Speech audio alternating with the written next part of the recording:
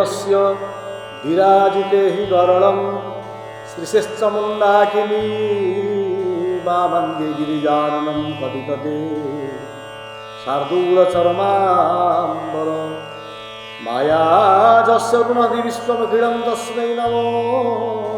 सम्भवे जम्बुवत् जलबिन्दुवत् जलजवत् जम्बालवतं जालव। ओम नमः शिवाय। प्रिय बंधुमान भक्त बंधुमान कल्याणमयी ममतामयी माँ मैंने एवं मोर समस्त शैवान भगत भगवान शंकर बाबा भोलेनाथंकर चरणारविंद को आश्रय करी बंची रही समस्त भक्त भक्ता मानकर मनस्कामना पूर्ण करने आज जो पवित्र सांवत्सरिक समारोह चली भगवान शंकर सदाशिवंकर श्रावणी कथा पवित्र श्रावण मासरे भगवान शंकर महाप्रभुंकर भोलेनाथंकर मस्तक शीर्षरे जो जलाभिषेक आपण मैंने कर समस्त काउरिया भाई माने जो माने अति सुंदर भाव नदी गर्भर जल संग्रह करी भगवान शंकर उद्देश्य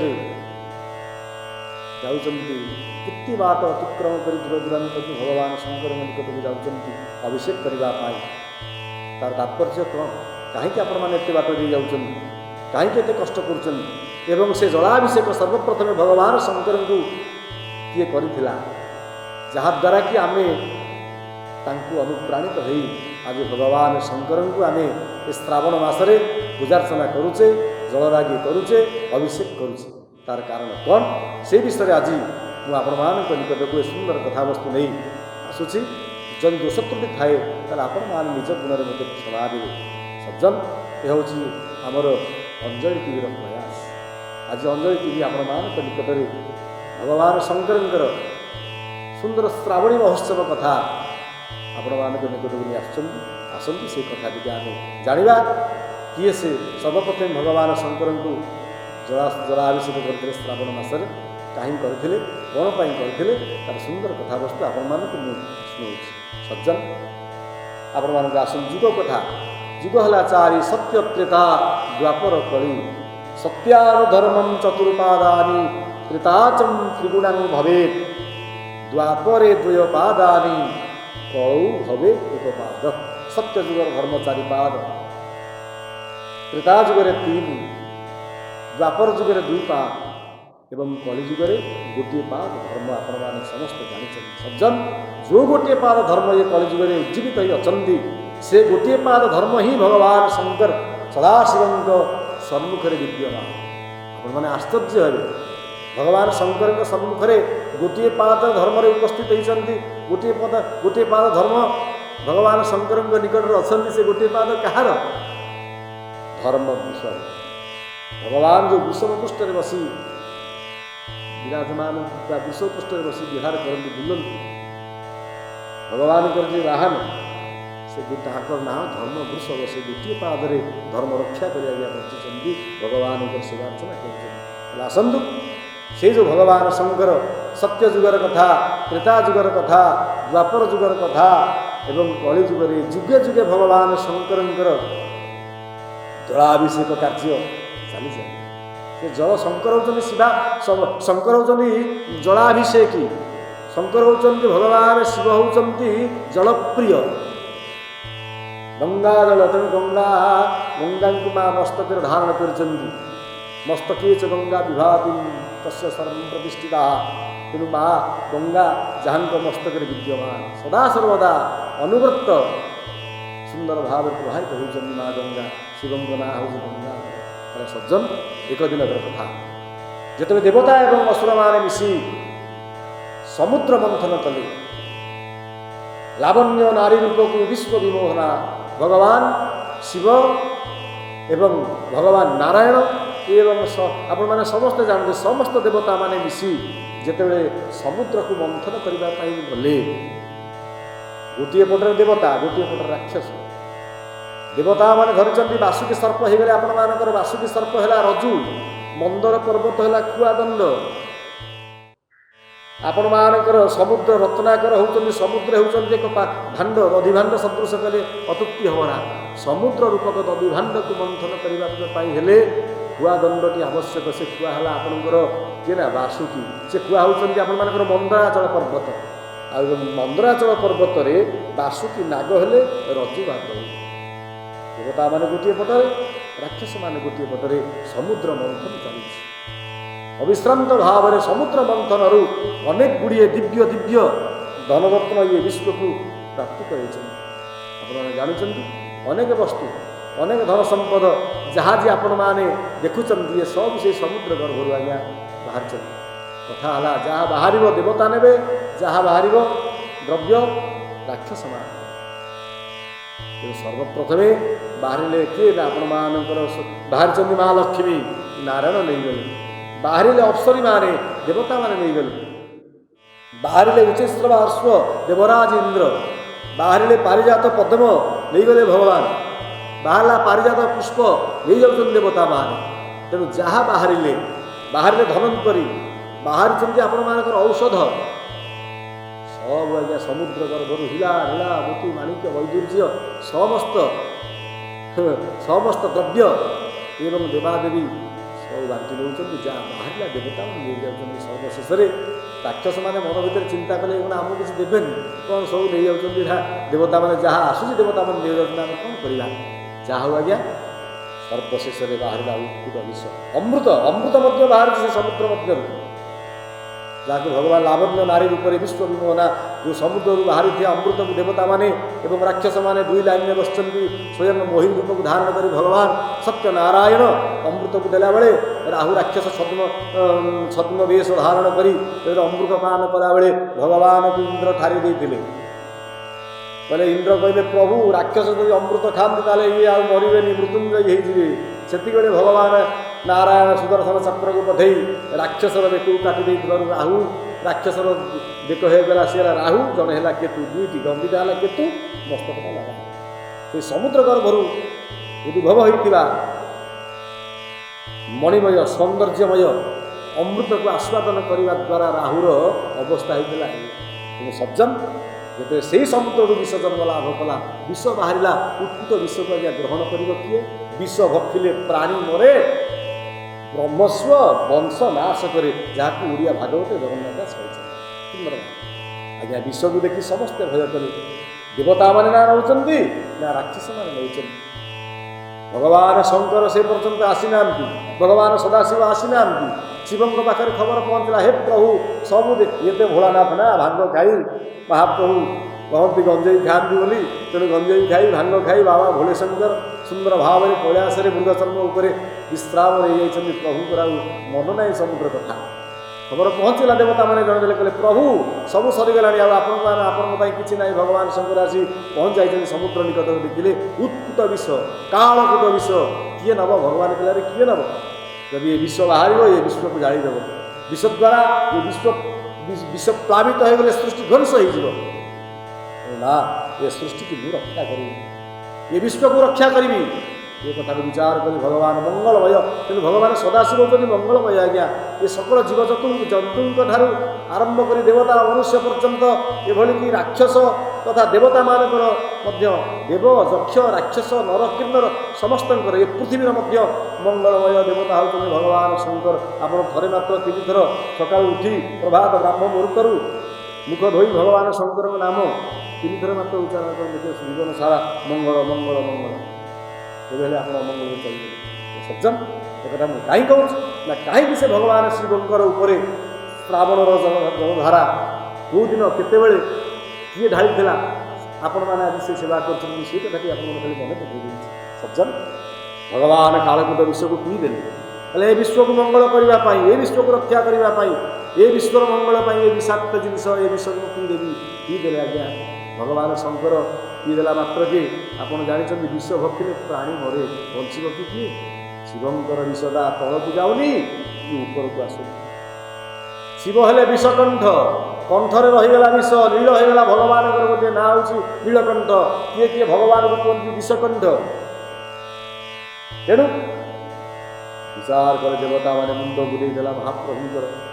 प्रभु शଯ୍याशायी होउछन्ति भगवान शंकर देवता माने कांदुछन्ति करे हे प्रभु संपूर्ण ससागर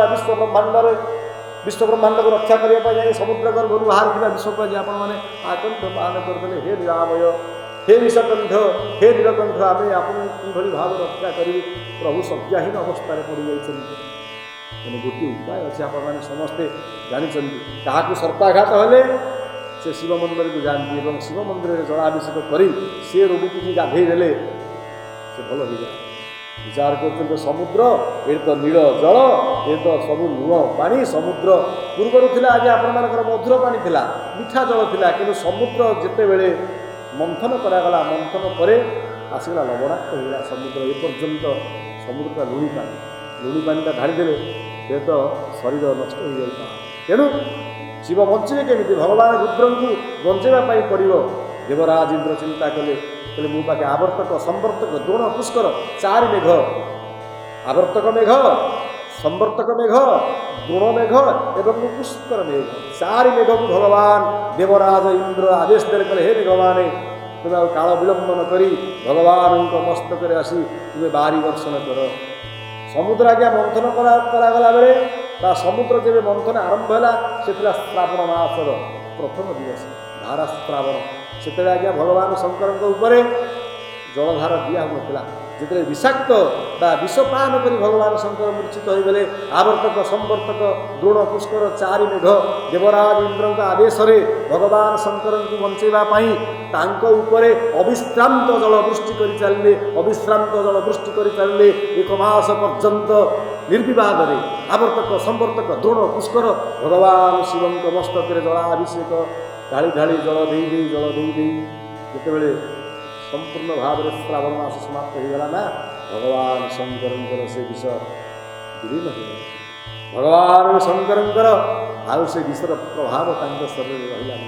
प्रभु संपूर्ण भाव में आरोग्य हो गले एवं अनेदेला बेलू सब देवता मैंने बसुँच गले इंद्र चंद्र वरुण किगर तुम आज मत जीवन में आसुद ना प्रभु आम कौन आपको बचे आपड़ ये विश्व को बचाइबा विष पान करदे हे विषकंठ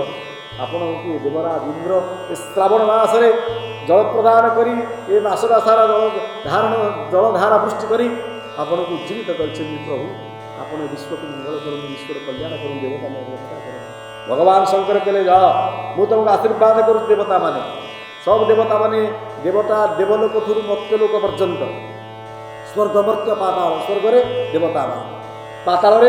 बासुकी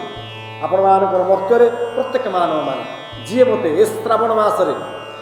मो मस्तक जलाभिषेक करस आरंभ ठारू शेष पर्यंत एक मास प्रथम श्रावण मासर आरंभ ठारू मासर समाप्ति पर्यंत जो बार पड़ू जो नक्षत्र पड़ू जो तिथि पड़ू जी मते श्रावण अभिषेक कर श्रावणी जलधारा मो प्रति अति भक्ति भाव में समर्पित कर मो मस्तक पानी ढाल तार ए दुनिया कौन दुख कौन रोग रही कौन व्याधि रही कौन चिंता रही कौन शरीर व्याधि रही से रोगमुक्त हम मनभीष्ट कामना पूर्ण हम जदि अपुत्री नारीटे मो मस्तक श्रावण मासरे जलटी ढालीदेव ना से पुत्र प्राप्त हो निश्चित यह सत्य विवाह हो नहीं आपण मैंने देखिए 10-15 थर विवाह लगी भागी जाऊँगी मनस्कामना पूर्ण श्रावण मासरे झील मैंने सब जलाभिषेक करती कहीं सुंदर वरती पाइबाई आप देखुं झील मैंने सब जलाभिषेक जो माँ मैंने भगवान शंकर को खाली पादे चली चाहिए बहुत कष्ट कर जाऊँ भगवान शिव मस्तक जल जाऊँ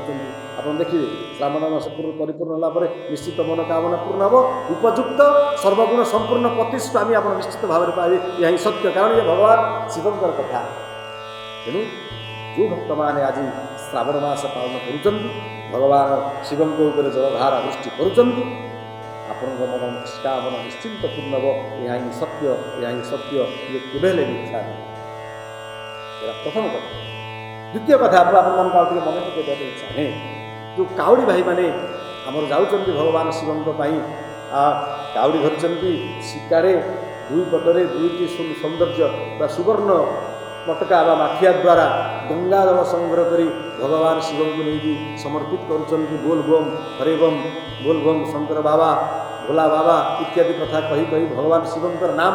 उच्चारण करी करी करी करी आपण मैंने किए कैलाश जाऊँगी, किए बेलेश्वर जाऊँगी, किए लोकनाथ जाऊँगी, किए बाबा भुवनेश्वर पाखु जाऊँगी, किए विश्वेश्वर पाखु जाऊँगी, किए अमरनाथ बाबा पाखु जाऊँगी, किए आखंडमणि पाखु जाऊँगी, किए चंद्रशेखर पाखु जाऊँगी। जी आप जो जाती एक शक्ति परमेश्वर से भिन्ना चतुर्धा विनियोग काले भोगे भवानी पुरुषे च विष्णु। एक शक्ति परमेश्वर से भिन्ना चतुर्धा विनियोग काले। तेणु भगवान होती आपण से जो था जो स्थान था जो नाम नहीं शिवंकर नाम कौटी धवलेश्वर, कौटी वंशेश्वर, कौटी नीचेश्वर, कौटी कपालेश्वर, कौटी अमरेश्वर, विभिन्न नाम भगवान नामित अच्छा किंतु गोटे मंत्र एक शक्ति से गोटे शक्ति ओम नमः शिवाय कही आपण मैंने कावड़ी नहीं प्रभु ऊपर गंगाजल स्वच्छ भाव में पवित्र मन ढालुं। अच्छा ये गंगाजल को स्वच्छ मन में कावड़ी द्वारा नहीं किए आज्ञा ढाली पुराण में आपण मन समस्ते जानते ऋषि जमजग्रींकर पुत्र होती भगवान परशुराम जी भगवान जगन्नाथ अवतार मत्स्य कश्यप वराह नृसिंह वामन राम होती परशुराम त्रेता जुगर अवतार।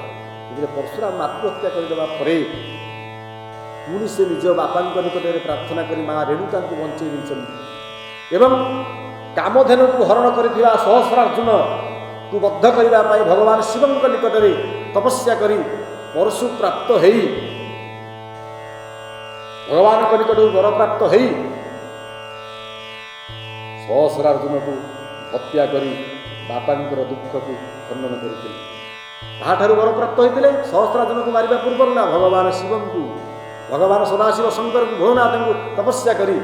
प्रभु पादरे प्रणाम कर भगवान शिव से वर प्राप्त हो अमोघ अस्त्र परशु को प्राप्त होगा संगे संगे सहस्रार्जुन को बद्ध कर से आपण मानकर भगवान मन मनस्कामना पूर्ण हो परशुराम कौन करते ना से निजे भगवान शिव को अभिषेक करने श्रावण मासरे निजे काउड़िया रूप को धारण कर कांधरे काउड़ी धरी सुंदर भाव सुवर्णर झरी धरी गंगा नदी जल आनी भगवान महादेव देवदेव शंकर से जाते जलाभिषेक करना जहाँ जो परशुराम भगवान सदाशिव शंकर को जलाभिषेक करने कांधरे जल धरी काउड़िया रूप हो सदाशिव को जलाभिषेक करते श्रावण मासरे भगवान शंकर से दिन आनंद हो जाते कहले अरे परशुराम तू मत आज जलाभिषेक कलु श्रावण मासरे कथा लिपिबद्ध हो रहा जे पर्यंत सूर्य चंद्र थे से पर्यंत तोरी अवतार तोरी वेश आप देखिए परशुराम को अवतार ब्राह्मण अवतार दाढ़ी अच्छी मुछ बढ़ी जाइए कांधरे उतरी पड़ी कौपिन धारण करेंगे परशुराम जो अवतार आज आप देखते काउड़िया भाई मैंने से अवतार धारण कर कौपिन परिधान कर कौपिन परिधाय शर्म करिनम शंभुपुर धावती भगवान को वेश धारण कर स्वच्छ सुंदर पवित्र साधु वेश धारण कर संत वेश धारण कर गंगा नदी स्वच्छ जल संग्रह कर अनेक दूर को जाई भगवान शिव मस्तक श्रावण मासरे जलाभिषेक करा भगवान शंकर कहते सूर्य चंद्र थी पर्यंत जी मत श्रावण अभिषेक कर जी श्रावण मासरे मत जल धार तार कौन दुख रही तार कौन पाप रही तार कौन क्लेश रही विपद में पड़ी श्रावण मासरे जलाभिषेक कले उद्धार हो अर्थ प्राप्ति हो आप श्रावण मासरे जल प्रदान करते भगवान शिव को पैसा आप अभाव हो अपुत्रिक दोष भोगुंट कष्ट भोगुंट भगवान के नाँ टे नहीं जल ढाड़ी दिखाँ श्रावण मासरे प्रभु लिंग उपर देखिए अपुत्रिक दोष चाकरी पाऊना भगवान को मानसिक कर बाबा पानी ढालते श्रावण मासरे देखिए निश्चिंत भाव में आपको चाकरी टे मिल जेको स्थान में हो सरकारी क्षेत्र में हो बेसरकारी क्षेत्र में कहीं भोल बाबा महिमा रही प्रभुंर महिमा अच्छे किंतु कलिजुग में आम जाना दरकार विश्वास ही मिले हरि तत्व बहुत जब आप विश्वास अच्छी प्रभुंर कल्याण आपण प्रति निश्चिंत सज्जन ये पुराण कथा देवराज इंद्र जो भगवान शंकर को जलाभिषेक करते श्रावण मास भगवान परशुराम जो भगवान शंकर को जलाभिषेक करते काउड़िया वेश से श्रावण मास जुगे जुगे से श्रावण महात्मा से श्रावण वर्षा धारा आदि महाप्रभु सदाशिव उपरे पड़ी था एवं जो माने ये कार्यक्रम को देखुं शुणुं भगवान शंकर से कल्याण करते पुत्र के प्रदान करते दुख सुख समस्त विनाश करते धनधान्य को उपलब्धि परिपूर्ण करते चलापथ कुसुमित करते आज आपण निकट में ଏ ଶ୍ରାବଣର ମହାତ୍ମା କଥା ମୁଁ ଆପଣଙ୍କୁ ଶୁଣେଇଲି। ଏ ହେଉଛି ଆମର ଅଞ୍ଜଳି ଟିଭିର ପ୍ରୟାସ। ମୋର ଗୁଣଗ୍ରାହୀ ବିବେକୀ ମହୋଦୟ ଆପଣମାନଙ୍କୁ ଟିକେ ମନେ ପକାଇ ଏହି ଅଞ୍ଜଳି ଟିଭିର ଯେଉଁ ଦିବ୍ୟ ଜ୍ଞାନ ଚ୍ୟାନେଲଟି ଆମେ ଆପଣମାନଙ୍କ ନିକଟରେ ଉପସ୍ଥାପିତ କରୁଛୁ, ଏଥିରେ ସୁନ୍ଦର ସୁନ୍ଦର କଥା, ସୁନ୍ଦର ସୁନ୍ଦର ବ୍ରତ, ସୁନ୍ଦର ସୁନ୍ଦର ଜ୍ଞାନ ଆଗକୁ ଆପଣ ଆହୁରି ଶୁଣିବା ପାଇଁ ପାଇବେ। ଆପଣଙ୍କର ଯଦି କୌଣସି ଜାଣିବା ପାଇଁ ଇଚ୍ଛା ଥାଏ, ଯଦି ଆପଣମାନଙ୍କ ମନରେ କିଛି ଧାରଣା ଥାଏ ଯେ ଆମେ ଏହି କଥାଟା ଜାଣିବା ପାଇଁ ଇଚ୍ଛା ପ୍ରକାଶ କରୁଛୁ, ଆପଣ ଆମକୁ ଜଣାଇବେ। କମେଣ୍ଟ ବକ୍ସ ମଧ୍ୟରେ ଆପଣଙ୍କୁ ଜଣାଇବେ। ଆମେ ଆପଣମାନଙ୍କୁ ନିଶ୍ଚିନ୍ତ ଭାବରେ ଉତ୍ତର ଦେବୁ। ଆଉ ନିଶ୍ଚିନ୍ତ ଭାବରେ ଆପଣଙ୍କ ମନ ଆନନ୍ଦ ଯଦି ଲାଗୁଥାଏ, ଏ ଆପଣଙ୍କୁ ଭଲ ଲାଗୁଥାଏ, ତାହେଲେ ଆପଣ ଆମକୁ ସବସ୍କ୍ରାଇବ୍ କରିବା ପାଇଁ ଭୁଲିବେ ନାହିଁ। ନିବେଦନ କରୁଛି, ସବସ୍କ୍ରାଇବ୍ କରିବେ ଦିବ୍ୟ ଜ୍ଞାନ ଚ୍ୟାନେଲ ଅଞ୍ଜଳି ଟିଭି। ରହୁଛି। ଜୟ ଜଗନ୍ନାଥ, ଜୟ ବାବା ଭୋଳେନାଥ, ଓଁ ନମଃ ଶିବାୟ।